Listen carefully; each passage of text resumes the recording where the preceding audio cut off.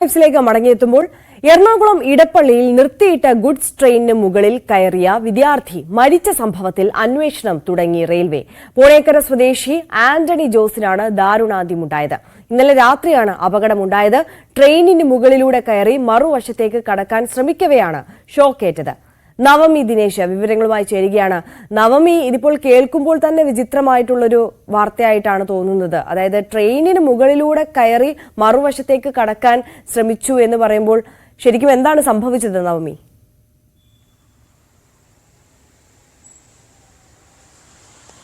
ആര്യ, ഇന്നലെ രാവിലെ പച്ചാളത്ത് റെയിൽവേ ട്രാക്കിലൂടെ മരം വീണതിനെ തുടർന്ന് ട്രെയിനുകൾ പിടിച്ചിടേണ്ട ഒരു സാഹചര്യമുണ്ടായി. പിന്നീട് ഈ മരമൊക്കെ വെട്ടിമാറ്റി ട്രാക്കിൽ നിന്ന് നീക്കം ചെയ്തതിന് ശേഷമായിരുന്നു ട്രെയിനുകൾ സാധാരണ സർവീസ് തുടങ്ങിയത്. ഈ സമയത്ത് തന്നെ ഒരു ഗുഡ്സ് ട്രെയിനും ഷൊർണൂരിൽ നിന്ന് വന്ന ഓയിൽ നിറച്ച ഒരു ഗുഡ്സ് ട്രെയിൻ ഇത് ഈ ഇടപ്പള്ളി ഭാഗത്തേക്ക് പിടിച്ചിടുന്ന ഒരു സാഹചര്യം ഉണ്ടായിരുന്നു.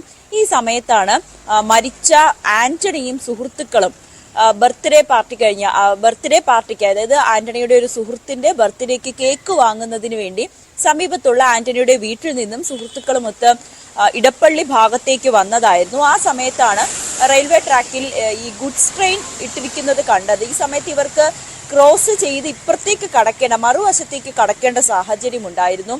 ഈ സമയം സുഹൃത്തുക്കളെല്ലാം ട്രെയിനിന്റെ, അതായത് ഈ നിർത്തിയിട്ട ഗുഡ്സ് ട്രെയിനിന്റെ അടിയിലൂടെയാണ് ക്രോസ് ചെയ്ത് പോയത്. പക്ഷേ ഈ ആന്റണി ഇത് കയറുന്നത്, അതായത് ഈ ഗുഡ്സ് ട്രെയിനിന്റെ കോണി കയറുന്നത് കണ്ട് സുഹൃത്തുക്കൾ വിളിച്ചു പറഞ്ഞു കയറരുത്, അപകടമാണെന്ന് പറയുന്ന സമയം കൊണ്ട് തന്നെ ആന്റണി കോവണി കയറി മുകളിൽ എത്തിയിരുന്നു. ആ സമയത്ത് തന്നെ നമുക്കറിയാം എത്രമാത്രം വൈദ്യുതി കടന്നു പോകുന്ന ലൈനുകളാണ് ഈ ട്രെയിനുമായി ഘടിപ്പിച്ചിരിക്കുന്നതെന്ന്. ഈ വൈദ്യുതി ലൈനിൽ നിന്നും ഷോക്കേറ്റ് തത്സമയം തന്നെ ആന്റണി ഷോക്കേറ്റ് താഴേക്ക് വീഴുന്നുണ്ടായിരുന്നു. ഇത് കണ്ട സുഹൃത്തുക്കൾ പേടിച്ച് നിലവിളിച്ച് അടുത്തുള്ളവരെയൊക്കെ വിളിച്ചുകൂട്ടി. റെയിൽവേ ഉദ്യോഗസ്ഥരും യാത്രക്കാരുമൊക്കെ ഓടിയെത്തി ആന്റണിയെ അടുത്തുള്ള ആശുപത്രിയിലേക്ക് കൊണ്ടുപോയി. ആദ്യം അമൃത ആശുപത്രിയിലേക്കാണ് കൊണ്ടുപോയത്. ഈ കൊണ്ടുപോകുന്ന സമയത്ത് തന്നെ ഏകദേശം 95% ആന്റണിക്ക് പൊള്ളലേറ്റിരുന്നു.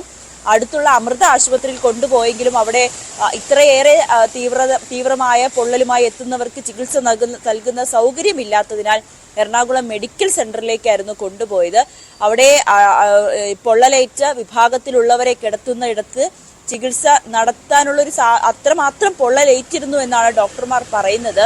പക്ഷെ മണിക്കൂറുകൾക്കുള്ളിൽ തന്നെ ആന്റണിയുടെ മരണം സ്ഥിരീകരിക്കുകയും ചെയ്തു. എന്തായാലും വളരെ ദാരുണമായ സംഭവം. ഇങ്ങനെ ട്രെയിനിന്റെ മുകളിൽ അല്ലെങ്കിൽ ഇത്രയേറെ വൈദ്യുതി പോകുന്ന ഒരു ലൈൻ ആണെന്നുള്ളത് നമുക്ക് എല്ലാവർക്കും അറിയാം. പ്രത്യേകിച്ച് വിദ്യാർത്ഥികളാണ്, അവരൊക്കെ അറിഞ്ഞിരിക്കേണ്ട കാര്യമാണ്. പിന്നെ എന്തിനാണ് ഇത്തരത്തിലൊരു സാഹസം നടത്തുന്നതെന്ന് പലപ്പോഴും ഈ റെയിൽവേ അധികൃതർ കൃത്യമായി വിവരം നൽകുന്നുമുണ്ട്. ഇങ്ങനെ ട്രാക്കിൽ കൂടി മുറിച്ചു കടക്കുന്നത് തന്നെ വലിയ അപകടമാണ്. എന്നിട്ട് എന്തിനാണ് ഇത്ര വലിയ സാഹസികത ഈ വിദ്യാർത്ഥി കാണിച്ചതെന്ന് ഇപ്പോഴും മനസ്സിലാവുന്നില്ല. 19 വയസ്സേ ഉള്ളൂ. അച്ഛന്റെ അമ്മയുടെയും ഏക മകനാണ്. അപ്രതീക്ഷിതമായിട്ടുള്ള മകന്റെ വിയോഗത്തിൽ താങ്ങുന്നതിനപ്പുറത്തേക്കുള്ളൊരു വേദനയിലാണ് ആ അച്ഛനും അമ്മയും. അതും ഈ വീടിന്റെ ആന്റണിയുടെ വീട്ടിന് സമീപത്തുള്ള റെയിൽവേ ട്രാക്കിൽ തന്നെയാണ് ഈ സംഭവം നടന്നതും എന്നുള്ളതാണ് ഏറ്റവും വേദനാജനകമായിട്ടുള്ള കാരണം. എന്തായാലും സുഹൃത്തുക്കളുടെ മൊബൈൽ ഫോൺ ഇപ്പോൾ സ്വിച്ച് ഓഫ് ചെയ്ത നിലയിലാണ്. പക്ഷെ പോലീസ് പറയുന്നത് ഇപ്പോൾ അസ്വാഭാവിക മരണത്തിനാണ് കേസെടുത്തിരിക്കുന്നത്.